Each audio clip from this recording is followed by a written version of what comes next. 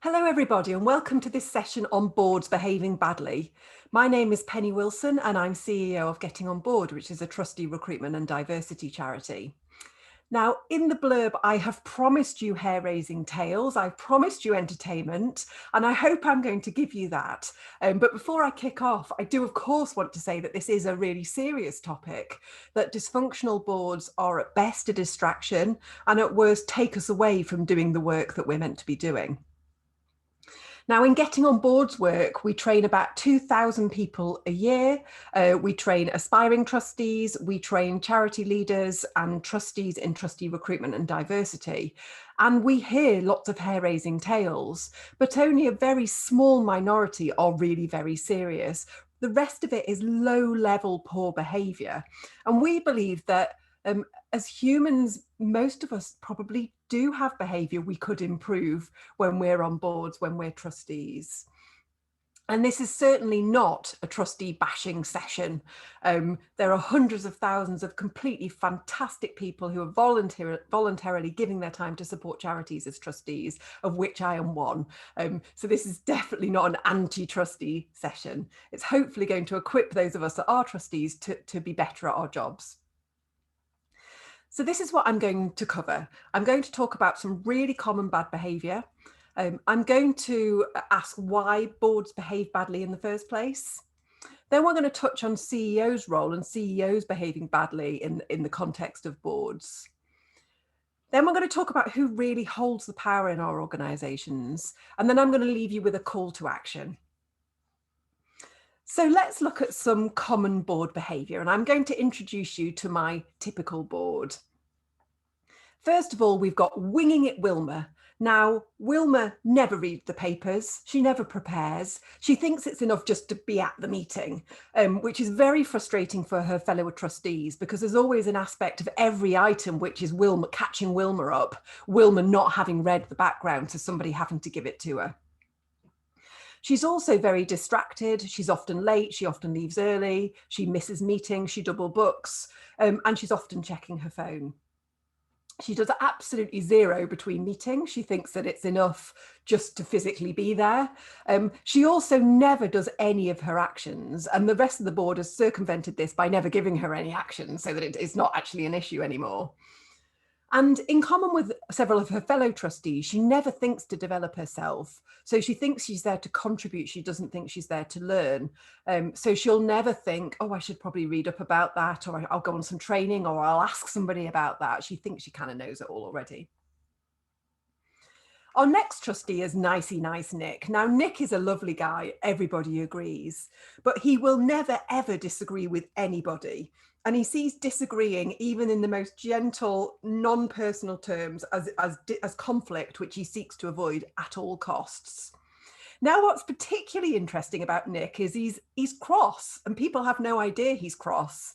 And the reason he's cross is that he's treasurer, and he's absolutely sick of everybody going quiet when it's a finance item, of the others just nodding the finances through, thinking, oh, Nick will have checked that we're okay. So they haven't even looked at the budget.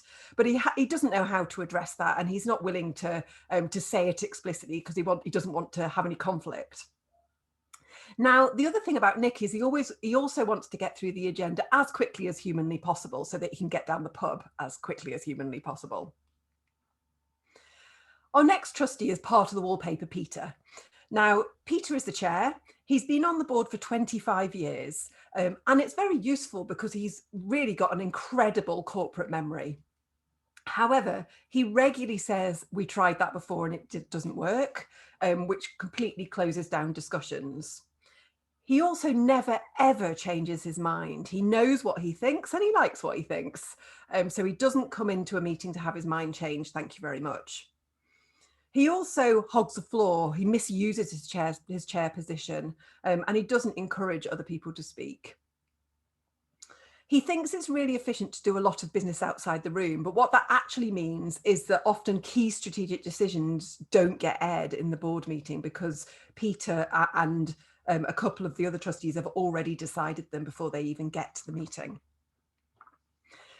Our next trustee is Know-It-All Nigel. You may have one of these. So Nigel is an expert in everything, and Nigel knows everyone. He talks way too much, and he's also got his favourite hobby horses, which he mentions every single meeting, the same thing every meeting. Now, the effect on others is that when Nigel gets started, everybody's internally rolling their eyes and thinking, oh God, how are we going to shut him up? So it actually means that people move off discussion items because Nigel is talking too much. Now, the other unfortunate thing about Nigel is it's highly possible that he actually does know some stuff and some people that might be helpful to the organisation. But there's so much bluster about him that the other trustees find it impossible to sort the wheat from the chaff. So they don't actually know what he knows anymore. Our next trustee is Quiet Quentin. Now, Quentin joined the board recently. He's wondering what on earth has hit him. He's joined this group of people. He doesn't know what's expected of him. He didn't get an induction of any real sort. So in that sense, he doesn't know. He's also seeing what he thinks is dysfunctional behaviour, but he's got nothing to compare it to.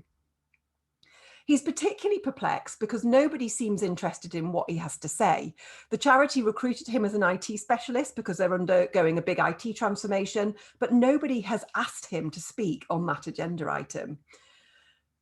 Now, what they are asking him to speak about is about diversity, which is perplexing to him because he's an IT specialist, not a diversity specialist in his professional career. And they're also asking him about issues affecting minority communities that he doesn't even belong to. Now, Quentin is thinking about leaving. He doesn't feel that he's contributing anything. He doesn't feel that he's valued, and he's thinking about moving on. Now, our next trustee is Detail Doreen. Doreen would probably quite like to know that she's called this.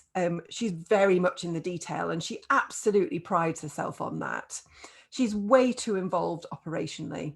And when the CEO produces some sort of strategic discussion paper, Doreen will be absolutely pleased as punch to find the typos in it. And then our final board member is what's his name, Walter. Now, unfortunately, we haven't got a picture of Walter.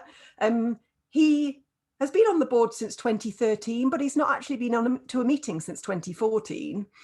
So we don't know what he looks like. Nobody, however, dares to address this. Nobody dares ask him to leave. Nobody dares ask him whether he wants to be a trustee anymore. And he'll send just enough occasional emails so that they know he's still alive. So our board isn't that hair-raising, but I think there's probably some nods from you because you've probably got people with aspects of this kind of behaviour on almost every board up and down the country. However, I have promised some hair-raising tales, so this is what I'll give you. I've got 5 tales to tell you. They are all real, but I've changed a couple of details so that they can't be identified, but nothing that really changes the substance of the story. So story number 1 is the trustee who comes into the offices every single day, who sits down and makes himself a cup of tea and then chats to the staff for an hour or so every single day. It's completely distracting the staff from what they're meant to be there doing. It's a very small organisation. There's a few part-time staff, and losing an hour every day is no laughing matter. The CEO takes it up with the chair. They both have an explicit conversation with this trustee who promises to stop. He doesn't. They take it to the rest of the board. The board actually minutes an agreement that this trustee will stop coming into the office. He doesn't. So the CEO and chair have to come into the office at a weekend and have the locks changed so that the trustee can't let himself in anymore. My second story is about the chair who never speaks. So actually a great chair between meetings, very engaged, doing a lot of work, but in the meeting doesn't chair, doesn't look at the agenda, doesn't keep to time, hardly speaks, doesn't make it clear when you're moving from one item to the next, doesn't encourage other people to speak, and is almost wholly silent, which means that the board can't really operate. My third story is an unfortunate one. It's a new trustee who comes to her first board meeting, hears proposed some behaviour that she believes to be illegal, speaks out and says why she doesn't think that proposal is correct, and is ganged up on by the other trustees who shut her up. She leaves the meeting with the proposal having been passed, really not knowing where to go, not knowing what to do about it. The fourth story is about a trustee who's posting really horrible sexist things on their personal Facebook. The CEO is made aware of it, takes it to the board, who just want to brush it under the carpet. They don't do anything. They don't take it up with the trustee. They don't do anything proactive about it. They don't address it. They just want the issue to be forgotten about. And then finally, and I think we've probably all had a bit of this in our careers, is the board that spends hours and hours and hours in total debating what pictures they're going to put on the wall of their community centre. Hours over 12 or 18 months. It comes up at every single meeting. There's emails about it, there's votes, there's shopping trips, and meanwhile, the meaty strategic stuff is getting neglected. So they're my hair-raising tales, but you'll probably agree there's aspects even of them that we've all seen: the over-operational trustee, the lack of debate, the never getting to the meat, the formulaic meetings where we're just clicking through the items and never really getting to the strategy. So hair-raising they may be, but actually that, there's commonalities there with pretty typical boards, aren't there? So the next thing I want to do with you is bad behaviour bingo. Play it if you dare. Now, I think that all of us will have at least 2 or 3 of these, at least. Now, I think I've got 7. So, and I don't think I'm probably more self-aware than most trustees because of my job. So I would like you to think about which of these are you guilty of and what are you going to do about it? Next time you go to a meeting, what are you going to change? Now, this is relevant if you're a trustee, of course. It's relevant if you're a CEO or senior manager working with a board. But if you're neither of those, you can also think about using this for meetings or committees that you're sitting on as well. So are you guilty of going to a meeting without reading the papers? Have you been guilty of sitting and just not really listening, half listening, just waiting, thinking, what am I going to say? How am I going to say it? My point of view is most important. Have you been part of a debate which turned personal? Have you not spoken out when you really should have done, and you went away thinking, I really should have done something about that. I should have said something.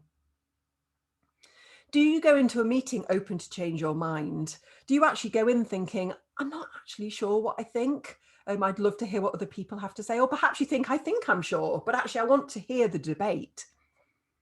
Have you neglected your own development? Now, this is completely typical for trustees. We tend to only focus on what we can contribute rather than thinking, what don't I know yet? I can contribute more if I went on some training, if I went to talk to some experts, if I did some reading.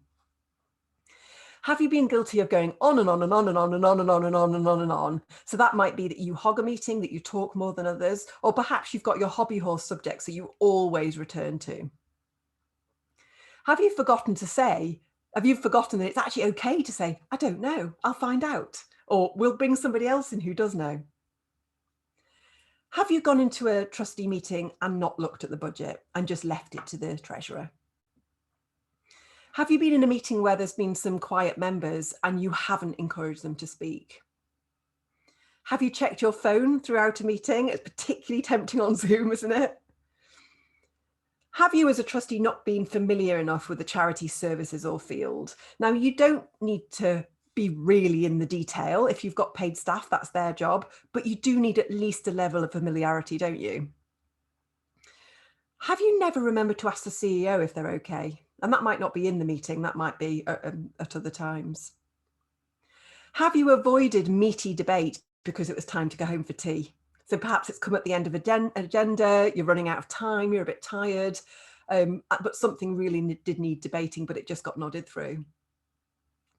Have you invited a member of staff, but then not asked for their input? I've seen some really terrible examples of this. I've seen a very formal trustee meeting where staff were invited, but they weren't allowed to speak unless they were invited to. And a member of staff who is a charity accountant sitting there and the trustees talking about aspects of the accounts they didn't understand and not asking for her help. And then finally, have you made a ruling which was overly operational?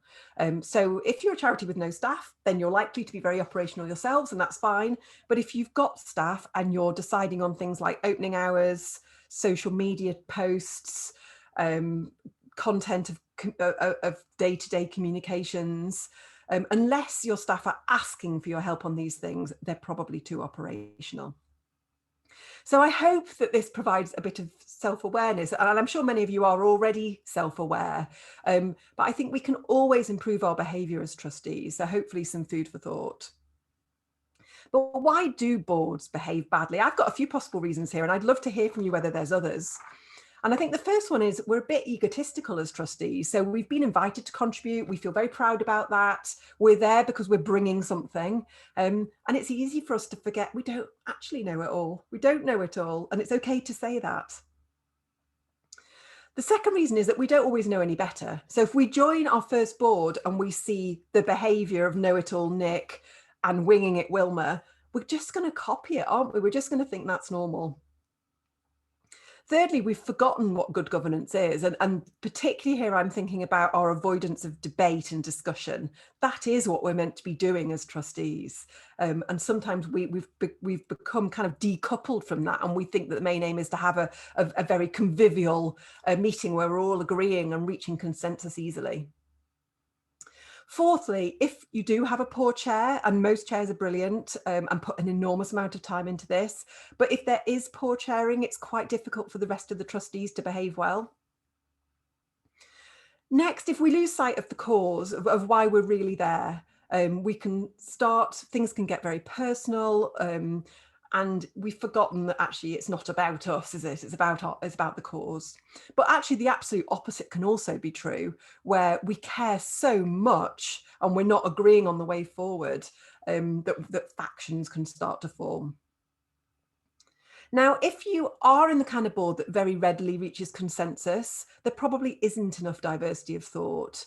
There's not enough perspectives, new ideas, different ideas for ways of doing things. And coupled to that is not enough fresh blood. So if you've got a group of people who've been trustees for a very long time and they've got very comfortable with each other and they know exactly what they think about different items, then you're not going to get all of that useful debate. And then finally, it's really difficult, isn't it? Because we're volunteers. And actually, it's hard to say to volunteers, you could be doing better. But I think also as volunteers, we should want to do the best job we can. So we should be open to that. So let's just think briefly about CEOs behaving badly.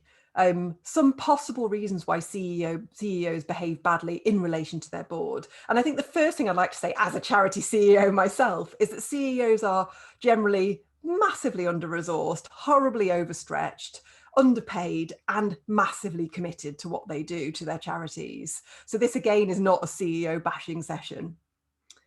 One thing that we see that's really common is CEOs seeing a board as a nuisance rather than a resource. And I think if you see your board like that and you don't seek to change it, then actually that's what it will be. And that can lead to keeping the board in the dark. So if they're a nuisance, you try to minimize interactions as much as you possibly can, and just do meetings and get in and out as quickly as you possibly can. CEOs can sometimes forget that the board is actually their bosses. They're forgetting that they report to the board and not the other way around. And then in terms of bringing on new trustees, it's very tempting, whether it's conscious or subconscious, for trustees to recruit people who will agree with them, just as it's tempting for other trustees as well, by the way, and who are going to make their lives easier. But again, that's not the role of boards. And then finally, and obviously, poor board admin. So very late minutes, poorly constructed papers at the last minute. That does not help boards behave well. And in CEO's defence, it's not always easy working with a group of volunteers who don't have their nose in the detail. And although we don't want trustees to become too operational, it's also difficult when we're at the coalface and then we go into a group of people who are our bosses and they can't even remember what our services are. So who really holds the power in our organisation? So it's completely typical that some trustees wield more power than others, isn't it? So that might be the chair, very common, but actually some chairs wield more power than they should, even as the chair. It's often professional trustees, particularly people with backgrounds such as law or finance, and also longer standing trustees. And you can sometimes end up with a kind of two-tier board where some trustees have much louder voices than others. And then there's some categories of trustee who typically and often wield less power. Now, I put the service user trustee, and I use that term on purpose, definitely in this category, who is legally a full trustee, but might only be being asked to comment on service user issues. Now, sometimes a lot of work can be done outside the room, and who is doing that work is going to show you who's holding the power. And sometimes the CEO can hold more power than they really should. Of course, CEOs are powerful, of course, because they're running the organization day to day, but sometimes they have more strategic power than they really should. But actually, you've got to be at the table first to hold this power, haven't you? So I just want to remind ourselves about who isn't on our boards at the moment as a sector. So lived experience, 59% of charities say their boards aren't reflective of the communities that they serve. 2/3 of trustees are over 50. 2/3 of trustees are male. 75% of trustees have a household income above the national median for household income, and only 8% of trustees are people of colour compared to 14% of the wider population. So as a body, we do not reflect wider society. And just to remind us why we should care in governance terms, this comes from the Charity Governance Code. And it says boards whose trustees have different backgrounds and experience are more likely to encourage debate and to make better decisions. So finally, I'd like to leave you with some calls to action, to a board revolution to equip our boards to be fit for the future, some things that you might take away with you. So I'd like you to have a word with yourself in terms of how you behave at board meetings. Think back to the bad behaviour bingo. What are the things that you might adjust that might really have a really large impact on how the meetings operate? Secondly, refreshing your board. If you are a very, very long-standing trustee in one organisation, please think about moving on. Don't leave our sector. We still need you. We want you. Move to a different organisation. And of course, you'll probably want to think about succession planning before you go so that you're leaving the organisation in good shape. Think also about the composition of your board. It would be a really rare organisation indeed that isn't operating in a completely different environment as they were 18, 24 months ago. So do you have diversity of thought? Have you got the right mix of skills, knowledge, experience on your board? And then think about the inclusion of new trustees. So this is partly about good, solid inductions. It's also about equipping new trustees to have their voices heard so that they can contribute for the reasons that you recruited them, and so their voices are heard just as loudly as existing trustee voices. And then lastly, for CEOs, a plea to try and treat boards as a resource, not a nuisance. So I'm looking forward to the live part of this session. I've left you some further juicy reading here on poor trustee behaviour. And otherwise, I very much look forward to our discussion and questions. Thank you.